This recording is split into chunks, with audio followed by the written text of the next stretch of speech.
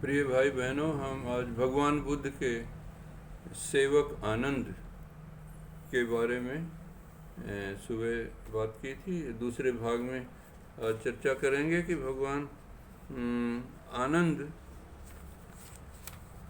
वैशाली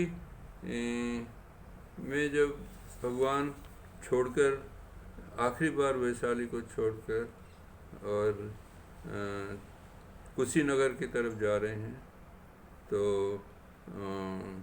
भगवान आनंद कहते हैं, भगवान आप कुशीनगर में क्यों अपना परिनिर्वाण कर रहे हैं? आपको चंपा, राजगृह, श्रावस्ती, साकेत, कौशाम्बी के राजा, क्षत्रिय, धनी सब लोग जानते हैं, तो आप वहाँ अपना परिनिर्वाण करें।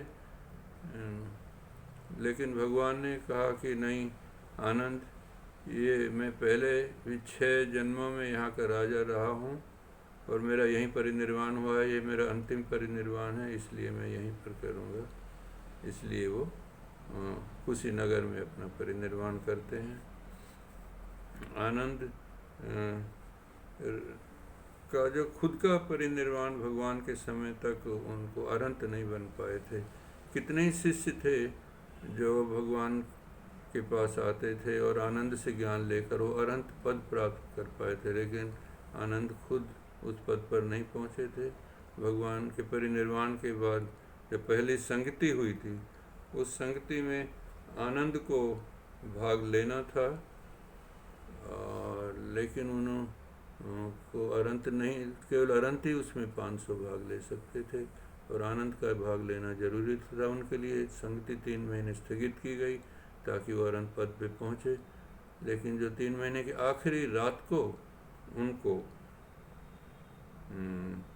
ज्ञान प्राप्त हुआ और दूसरे दिन वो भाग ले पाए और उन्होंने सूत पिटक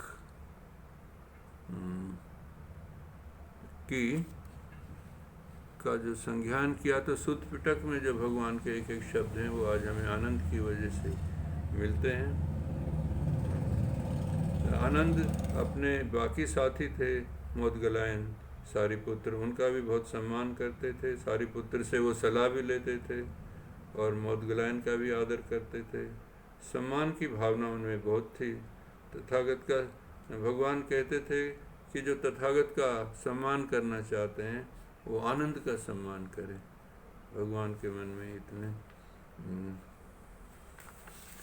तो कुछ भिक्षु वासना में फंसते थे तो आनंद से पूछते थे, आनंद क्या करें? तो वो कहते थे कि आकर्षण जो है, ये आकृतियों की ओर में ये राग से भरा हुआ होता है, तुम इसे अशुभ की भावना करके इस तरह से आप वासना से निकल सकते हैं।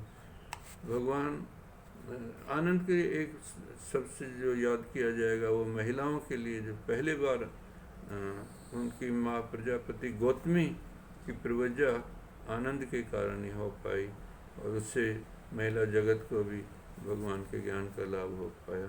इसका श्रेय भी आनंद को ही जाता है। गतिशील भिक्षुओं में वो सबसे अग्रणी थे और संघ को वो व्यक्ति से भी बड़ा समझते थे। तो आनंद के जीवन की बहुत सी घटनाएं हमें सदा सदा प्रेरणा करती रहेंगी और पूरा जब भी धम्म पिटक में हम सुत पिटक पढ़ेंगे तो आनंद का याद करेंगे। आपका मंगल हो, आपका भला।